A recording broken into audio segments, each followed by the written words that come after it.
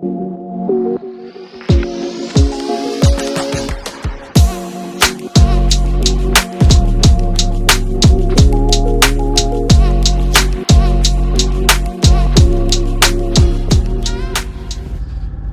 going on, y'all? It's good to be back.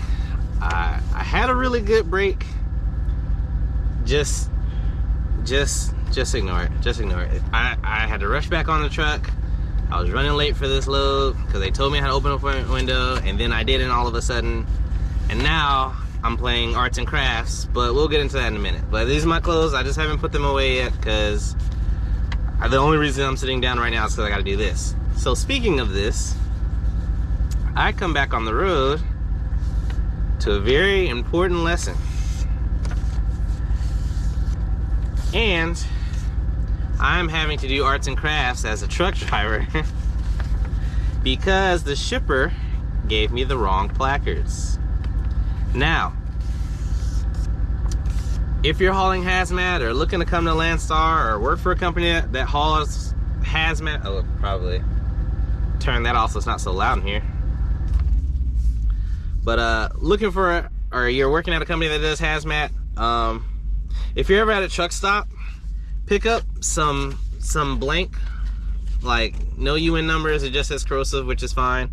But pick up some standard placards, and like if you ever need to do this, like one of the questions that our hazmat department asked me is if I had a printer on my truck, and I was like, no. But that certainly would have saved me $12 for this fax I just had to pay for. But anyway, I am having to play arts and crafts because they gave me the wrong placard, and they gave me a placard I needed but don't really need because it's not really for land transport. So now I already have a corrosive placard on my trailer, but it's for another product. So I'm guessing they tried to cut a corner and, you know, didn't give me this placard that I'm making now because, you know, I guess they figured it was covered under the generic, you know, placard that I'm pasting over now. But in fact, it does not. So I'm having to basically make my own UN placards. But the way, and you know, this is something I learned, but also they talked me through it while I was just on the phone with them. If you're coming to Landstar, they teach you, or they tell you about this in orientation, so you're not left in the dark about this. Like, this is not something I just randomly thought of. Like, they send you instructions, you know what I mean, of what you're supposed to do. And super great department, hazmat. It was really nice. Normally, or what I'm supposed to do when I pick up hazmat loads, and I'm kind of telling on myself, but what I'm supposed to do is call the hazmat department to verify that everything that I got from the shipper is correct, so I wouldn't have to do this. So I am going to take some blame for this because I only had one bad experience with the hazmat department, and I was on hold for them, sitting in a dock door for like 2.5 hours, and finally I just gave up, and they never got back to me. So from then, I didn't, you know, unless it was something extremely crazy, I don't really, you know, call hazmat. Now with this load, I did the same thing. So I wasn't incorrect, excuse me, I wasn't incorrect with verifying my hazmat loads and stuff. However, I was incorrect that this particular product that I have didn't have a placard. So I was still writing my checks and stuff, but I should have contacted hazmat like I was supposed to make sure everything was right. So now I had to sit in a slam full truck stop because everybody's waiting to get fuel here. So I had to wait in line to get in here just to pick up the fax for me to take off one of my placards. So right now, I have 16 placards on my trailer. And nope, not that, right there. So needless to say, there's a lot of placards on my load. Like this is a class 3, 4, 8, and technically 9, but it's not. But this is basically one of my most hazardous loads I've ever hauled anyway. Ugh.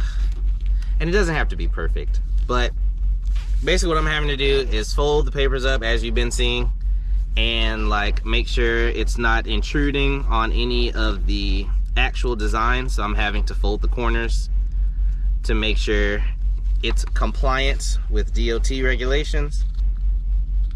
And it's really just a lesson learned, you know what I mean? Like I've been enjoying myself at Landstar, and that's gonna impede, so I gotta fold you again.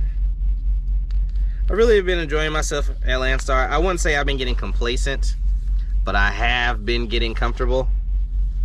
And I'm not gonna, well, one, I'm glad nothing bad happened, you know what I mean? Like, you know, obviously I'm not gonna blow up because the placard's incorrect. But if I would've got stopped at, you know, a way station or whatever, they for certain would have put me out of service. So I'm glad that didn't happen, at least. Please let this be the last one, because that would be fantastic. 1, 2, 3, 4. Ha! So now I got my homemade placards, and I'm ready to legally get down the road. So now I have to remove 4 of the 16 placards that are on there now and replace them with these.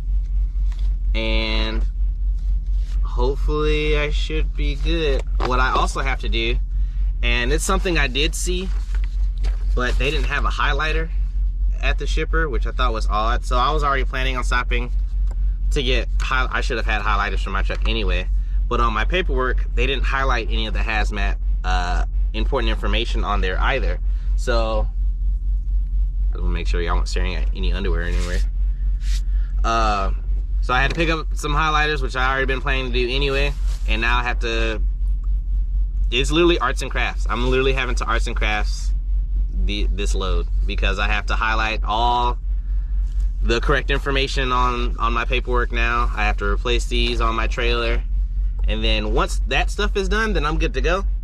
But you know, it's a learning experience. What, 5 months? Coming up on 6 months real soon now. No, I just hit 5 months like 2 days ago. 4 days ago. So I've been here 5 months now, and it's the first time I've ever had to do this. So it's I'm glad I didn't get in trouble, number one. You know, I'm very thankful that we have a fantastic hazmat department. Like, the ladies there are super nice. You know, they're real patient. They actually called me, and they were like, hey, we're just concerned about the load. You know, you mind sending us the information on it? And I was like, yeah, sure. And luckily she did, because I never would have known. If I would have gone, you know, finished going up to the Northeast, and I would have gotten stopped for an inspection, I would have been placed out of service. I don't know for how long, but I don't want a failed inspection on my DAC report, that's for sure. And I don't want to put Landstar at risk for it either. So I'm super glad she called. Now the original person who called me, I was not able to get back in touch with her, but I did speak with someone else. Extremely helpful. They know what's going on. You know what I mean? Like, it's a resource, and I need to start using them more often now. Travis Kinley, prime driver, FaceTime video. Travis gonna be so mad. Actually, I am gonna answer this because we've been playing phone tag for a while since I've been stopped. But let me go ahead and get these on my trailer. I'm gonna get down the road, and I'll catch up with you guys in a minute.